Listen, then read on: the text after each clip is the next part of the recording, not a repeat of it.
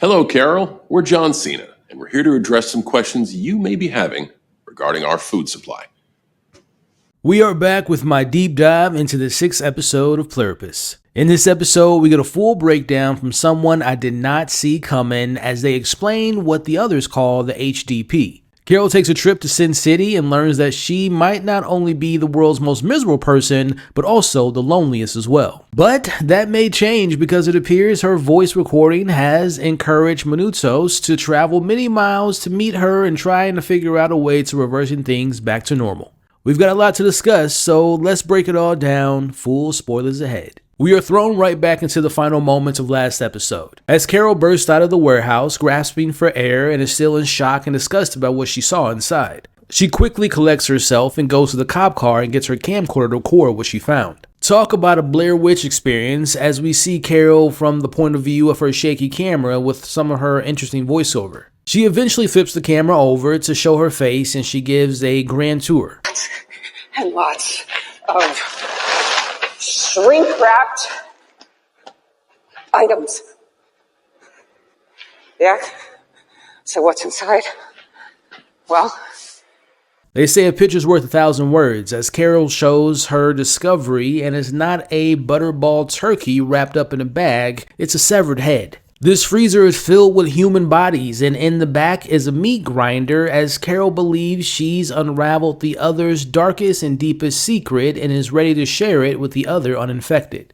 Back home, Carol prepares to send her recording to the other uninfected. She continues to make sure that she includes her name and her number, which is a detail that will become very important for later in this episode. But just as she's about to seal the package, she pauses and she gets the idea to take a trip. We watch as Carol packs up her clothes and heads out, but she turns around immediately and goes right back inside. As she's now wearing a mask to cover up her face as she vacuums up the mess from the material she dropped on the floor, but now knowing that it's the remains of humans, she can't bear to have it stay on her floor. Now from doom and gloom, we snap into the dazzling, surreal fun and excitement of Las Vegas. It is here that we get the return of Kumba living his best life. We find him hosting a daytime party as if it's a Saturday night party, not a care in the world, champagne flowing and ships are flying everywhere. We find Kumba doing his best recreation of James Bond from Casino Royale. We have everything from the musical cue, which is spot on, he has the beautiful women by his side, and he has a poker opponent that is sporting a dramatic eye patch, a clear nod to Matt Mikkelsen's character who was the villain in that film. Now after having a winning hand, we see his opponent claps for him despite losing. And then the mask slips. The opponent's applause isn't genuine, it's rehearsed. We watch as the opponent gets up and pretends to be upset, which is kinda odd thinking about it because I didn't know getting upset was in the other's behavior. Kumba leaves with his entourage of beautiful women, and seconds later, the others, as the partygoers, fall back into their hive mind routine.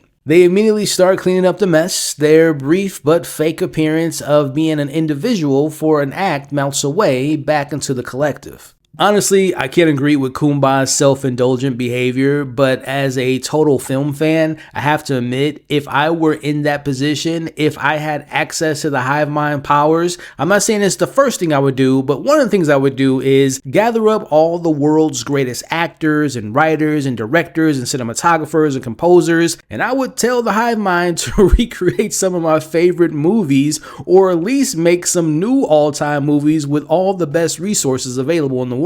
Imagine having the level of creative control, no budget limitations, no studio interference, just pure creative magic. Anyway, as I digress, but seriously, in the comments below, what would you all do if you had the control of the hive mind and if you were in a situation? Let's have some fun in the comments below. Now, sticking with Kumba, his nepotism knows no bounds. The iconic Westgate Las Vegas casino has been completely rebranded to Kumba's home with gigantic posters of himself plastered across the exterior and throughout the interior. We next find him in a hot tub surrounded by these stunning women, truly living out his fantasies. The laughter is infectious and the fun seamlessly endless, but then it stops. The fun must come to an end because he has a visitor, and it's the ex-girlfriend of the hive mind, Carol, who is arriving. Now we know from last week's episode that the others are genuinely fearful of Carol. Her unique resistance, her unpredictability poses a major threat to the collective. Now they invite Kumba to leave with them to avoid confrontation, but he's a showman and he refuses. He can't do her like that, he says. He knew that sooner or later they would have to have this talk. Now it's here that we get to see the streets of Las Vegas completely empty. As Carol arrives, her car is the only vehicle on the iconic strip. It's a pretty eerie sight if I'm being honest.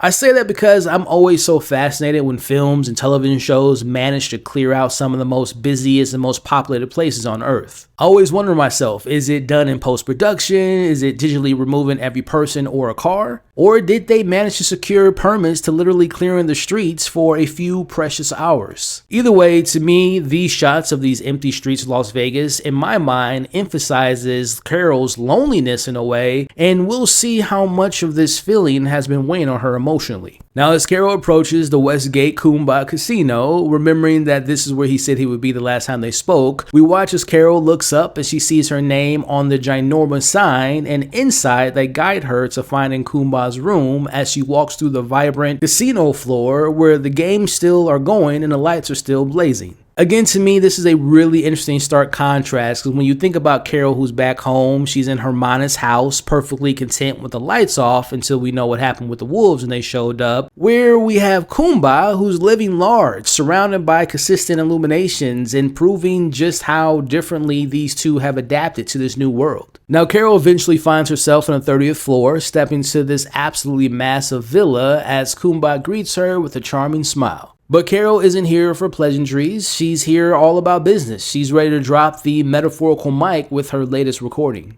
Is this another one of your videos? You've seen my videos? Mm-hmm. They actually sent you my videos. Of course. Now, Carol's surprised to learn that he's actually been watching her previous recordings, and she's shocked that the others actually delivered them to the uninfected. He even emphasizes how much he's enjoyed the dramatic flair that she provides in her videos. Now, as she gets him all prepared for the bombshell she's about to drop on him, we see that he casually says to her, What you are about to Is witness. this about them eating people? What? In that moment, the comedic timing here from both actors was spot on. But it's here where we get one of the most out of left field cameos I've seen in a very long time. As Kumba presses play and we hear a voice coming from the screen, but it's actually a blank screen. Just kidding, if you know anything about John Cena, you get the joke there. But speaking of John Cena, it is John Cena! As himself, here to provide Carol with the answers to them consuming people. Now, Cena explains the other's predicament. As you know, we can't purposely kill, harm, or otherwise interfere with any form of life. That limits what we're able to consume. Now, since they can't harm any life form, including plants, and with there being over 7 billion of them, there's a massive caloric deficit.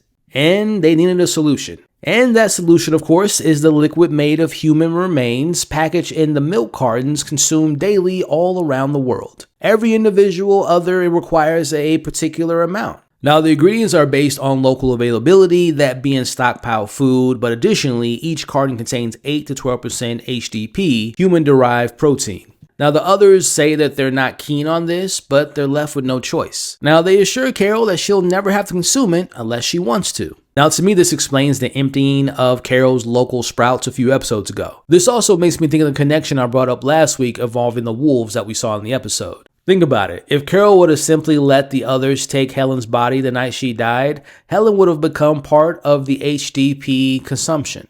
Now, the video ends and Kumba admits that he knew about this about a week ago, having found out after hanging out with John Cena. Now, Kumba claims that he's not exactly thrilled with the process neither, nor are the other uninfected. And this is where Carol's isolation truly hits home. Kumba reveals that the other uninfected keep in touch and they meet via Zoom on Tuesdays and Fridays. Minus Carol and Manus, of course. It's subtle, but you can see the sting of exclusion on Carol's face. Now, as I mentioned last week, this supply won't last forever. At this rate, their human smoothies will run out in about 10 years. The other uninfected wish to help the others in making a solution and even suggesting solutions like robotic farming. Now we see Karol showing some signs of desire to contributing to figuring out how they can help the others, as she asks if the other uninfected consider having her join the cause. And unfortunately for her, the answer was a resounding no. The others, including the non-English speakers, voted against it, feeling her presence would be disruptive. Alright, so let's talk about this whole reveal. I can't skip over the fact that his name is John Cena! Just cameoed as himself in this show, which by the way is just hilarious. I love that Kumba is apparently a fan of John Cena and that the hive mind made him be the official sponsor of the HDP explanation video. I wonder if it was because they thought that John Cena would deliver the news in a way that Karol will understand it better, much like they did with Zosha being her chaperone. Or did the hive mind just think, hey, everyone loves John Cena, so he's the best messenger? Either way, I didn't have this on my Pluribus bingo card, and it now makes me wonder, does this open a door for future cameos for other real-world famous people in the Pluribus world? Imagine a cameo from like a Bryan Cranston or Bob Odenkirk popping up to explain some other terrifying truth. Either way, let me know what you all thought of the HDP revelation, and were you shocked by the cameo by Now, after learning this, we see Karol plays it cool in front of Kumba, but she heads to the bathroom, and seconds later, we see the mask drops, and we watch as she breaks down and cries. Despite Karol's tough exterior that she consistently projects, Karol is grappling with the immersed loneliness of this whole situation. I feel like, truth be told, she wants to be accepted. Not just by the uninfected, but even the others as well. These tears are a potent cocktail of being excluded from their Zoom calls, a subtle but painful reminder of her isolation and the realization that she's basically been positioned as the last person on Earth, besides Minutos, to know things regarding new information involving the others. In this moment, I think Karol is at a crossroads. Does she try to conform and fit in to bridge the gap with everyone, or does she retreat further, shutting herself off completely? Now, while Karol is wrestling with her internal world, we see Kumba is on the phone. We see him telling them how he sees how lonely Karol is, and they reply by saying how much they miss him. I find his openness and comfort with the others to be so fascinating. He believes these are private conversations, intimate interactions, but in reality, he's broadcasting them for the whole world to witness. It highlights the stark contrast to Karol to me. He's adjusted, open, and free, embracing the lack of privacy, while Karol remains fiercely closed off. Now later in the evening, we see Karol falls asleep, and it looks like she had a drink or two before doing so. This is a subtle yet significant detail. Remember her sharp detective mode focus in the previous episode. But now we see her clearly going back to using alcohol to, as I assume is her way to escape, using it as a distraction from the heavy weight that she's carrying. Now we watch as Kumba shows some kindness to her by putting a blanket over her as she sleeps for the rest of the night. But then we see this shot of Kumba who's looking out of the window. Now this could be nothing. He could just be simply admiring the bright lights of Vegas, but I think there is more to this moment. Could he be considering Karol's point about reversing everything? When you have infinite power and pleasure at your fingertips, does it ever get overwhelming? Do moral questions surface? Is he genuinely wondering if there's a world where he would want to return things back to normal before all of this happened? I thought this was an interesting moment because, again, this could be a glimpse into his potential internal struggle, or this could be what he's going to reveal to Karol next. The next morning, Kumba continues his nice guy routine as he cooks some food for the both of them. This actually might be Karol's first home-cooked meal since the whole virus has began. Now we see him eating her combination of toast, egg, and avocado, and he actually likes it. Now this might be a complete reach, but could this have been another subtle visual cue from the show that Kumba is actually open to trying her way of doing things? Using something as simple as a meal as the indicator. Again, could her ideas, even about reversing things, actually hold some appeal to Kumba? Now we watch them both share a laugh as Karol jokingly suggests that she'll be staying in Vegas longer than he expected, knowing full well that he would hate that idea because it means that the others would still be gone. But I want you all to pay attention to Karol's face as she watches his reaction.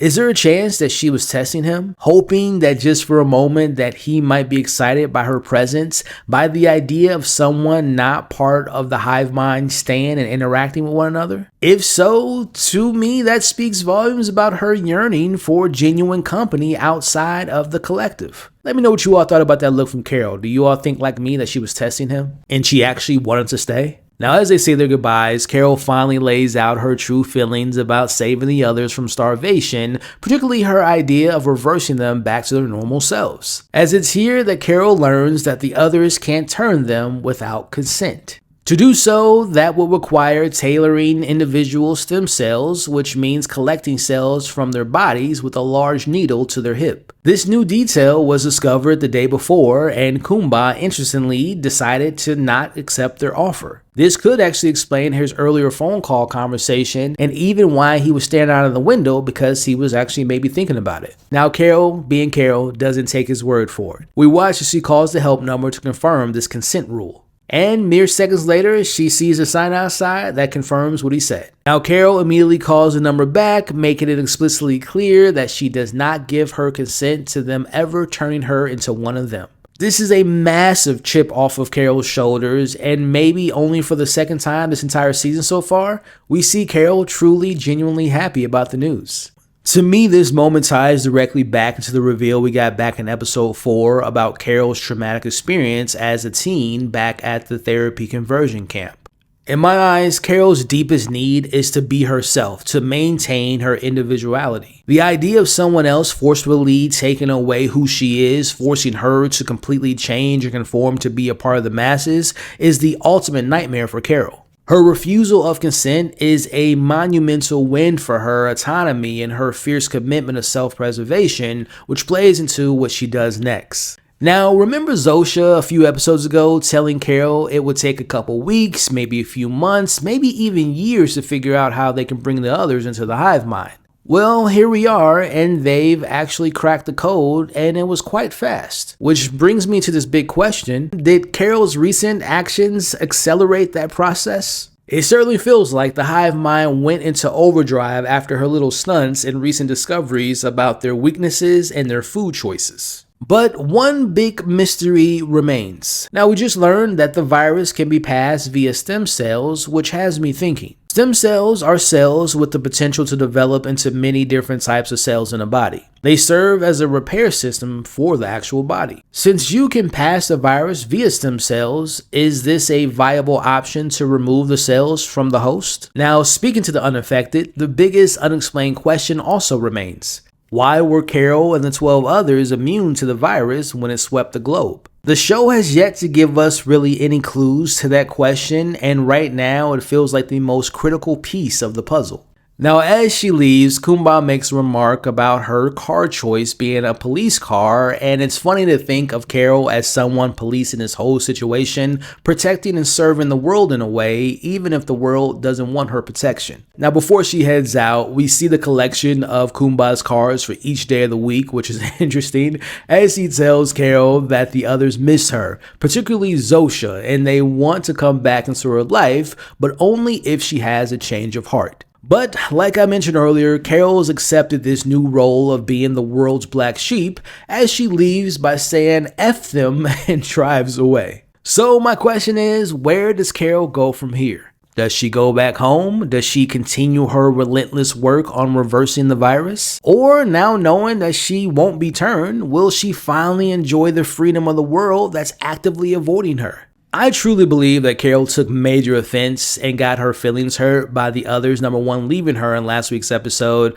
but also not being included in the Zoom calls, and last to know about the drinking human situation. With that said, I think Carol is more determined than ever to reversing things, not just for the world, but as a personal vendetta against those who abandoned her or dismissed her warnings about the hive mind. But if this is true, will the 11 others, including Kumba, try to stop her? And what I mean by stopping her is, will they actually maybe try to kill Carol at some point? Now, it wasn't said if the others gave consent to the hive mind and joining them, so I wonder if the young woman we met on Air Force One said yes, or even if Locksmay said yes. Now, let's talk about Zosha. First and foremost, I actually miss her. I hope she comes back sooner rather than later. But the idea that she missed Carol and wants her back is interesting because, let's be honest, the others collectively left Las Vegas the moment Carol arrived. That doesn't scream "we miss you" in my opinion. Now, I've seen the compelling theory online. Some believe that after the explosion and the recent heart attack, Zosha might slowly be reverting back to her true self, or at the very least, beginning to separate from the hive mind due to her injuries. Now, if this ends up being true, this would be huge. Knowing Carol now has the truth about their food source, the cure of reversing everything, their weaknesses, and her refusal to let them back into her life, will the hive mind use Zosha as a way to get Carol to come to some type of happy medium? As we see, day 12, hour 12, 43 minutes quickly rewinds to 3 days prior. We are back with Manusos doing his radio routine 2 days after his first chat with Carol. We watch as he switches to the frequency that wasn't crossed out on his list as he hears something.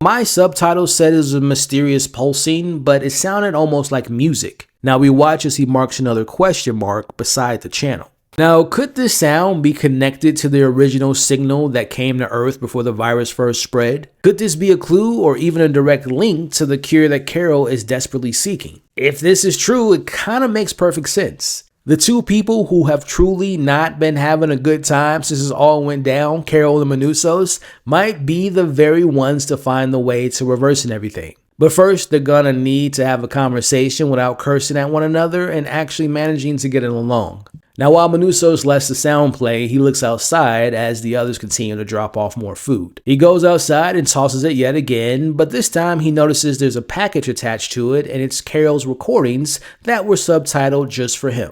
Now he goes inside, plays it, and the first thing he learns is that there is 12 others just like him. He watches intrigued, seeing another uninfected person being Carol, finally giving him information he had no idea about because he's been deliberately ignoring the others. He's now learning more about the virus, that the others can't lie, and more importantly, that there is a cure out there. This is a game changer for Manusos, pulling him directly into finding a way to reversing everything.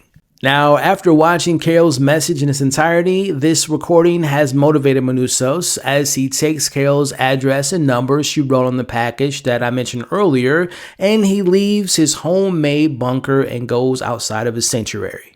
This is important because it shows that Carol isn't alone in her thoughts about what's happened, and her and Manusos may share this in common. Him also leaving isn't just a physical exit, it's a psychological one as well.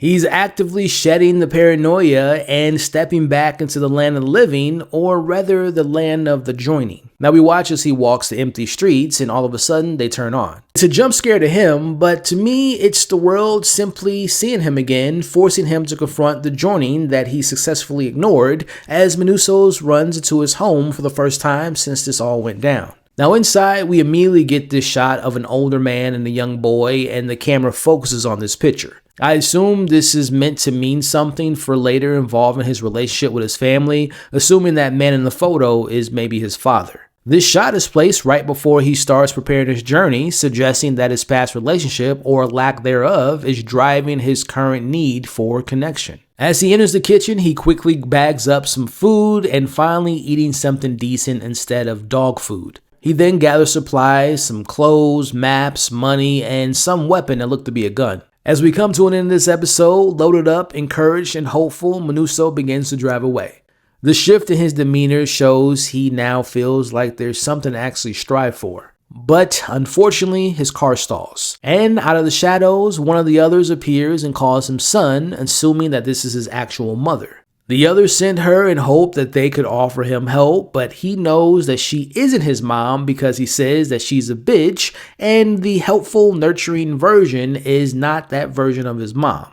Now, to be clear, I do think this is his actual mother, but again, he's saying that his mom is normally not a nice person, so he's saying, like, you might be the physical version of my mom, but you're not my actual mom. Now Manusos gets his car started and drives away. He's heading straight to Karol, I would assume, knowing they share the common ground of being rejected by and resisting the hive mind. Now, this tiny conversation unlocks some key subtext for this character Manusos in my eyes. This was the same woman who's been dropping off food at his work, whom face was shown at the start of episode 4. This gives us more context to his experience with the others. Her repetitive, caring interaction was fundamentally out of character for the woman he knew. This being the proof that the others were trying to infiltrate his life using tailored emotional manipulation. This rejection confirms two things. One, Manusos is hyper aware of the others' tactics because he's already been a target, and two, his relationship with his real mother seems to be strained.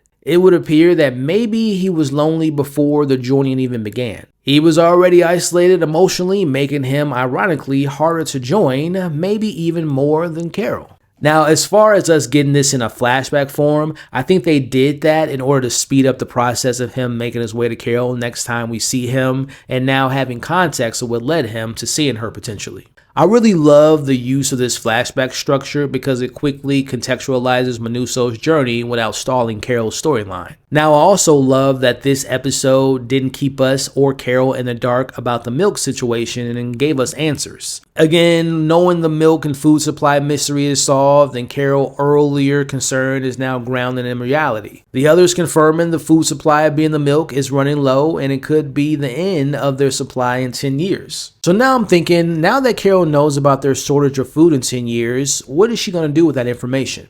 I wonder if Karol is going to maybe affect their current food process of consumption and use that as leverage to having them give her information and answers to reversing things. Now, the other thing I liked about this episode is that we caught up with Kumba and what he's doing in Vegas. Now, listen, he's a problematic character, but he's also a compelling one at the same time. He seems to be the only one of the uninfected who, as of right now, in some ways enjoys or is intrigued by Karol's company. There were moments in this episode, like I mentioned earlier, that felt like he sees things that she sees, and maybe he's going to be hesitant, suggesting that he might switch up on the others in this perfect world they've created. And last thing I want to mention, we definitely need to keep an eye on Manusos' frequency watch. We were reminded again of the importance of the radio signals, and again, it could be connected to the original signal from space that caused the joining.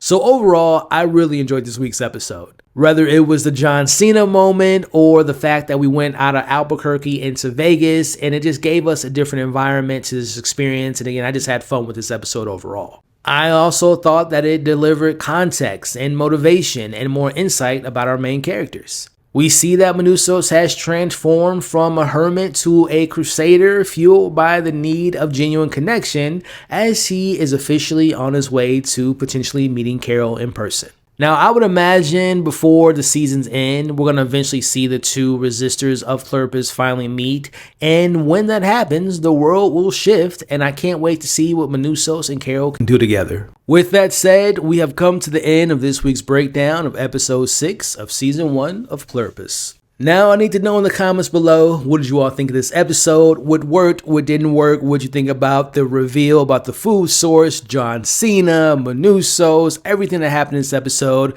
as well as sharing your predictions, your theories, your deeper meanings, the thing you took away from this episode. Let's talk about it all in the comments below. Thank you all for watching or listening to this week's breakdown. If you all have made it to the point of the breakdown, I thank you so much for the continued support. I'm loving this show, but I'm also loving the conversations we're having in the comments every single week. I really appreciate you all. Now, the special word of the week that I want you all to put in the comments right now is hashtag John Cena. If you all enjoyed yourself while listening or watching to my breakdown, do me a favor, hit that like button and also the hype button if you're on YouTube. That helps spread this video to new viewers, and I would appreciate the support. Also, please share this video to anyone and everyone you know that loves talking about this show. But last but not least, if you had a good time, if you're enjoying yourself, consider sticking around where we're obviously covering shows like Pluribus. We're wrapping up It Welcome to Derry. We just covered season 5 of Stranger Things. We're talking about all the new, latest and greatest films. So if that sounds like something you all would be into, again, consider sticking around by subscribing to the channel today. Now, if you all are listening to this via podcast, Apple Podcasts, Spotify, Spotify, or wherever you all get your podcast from.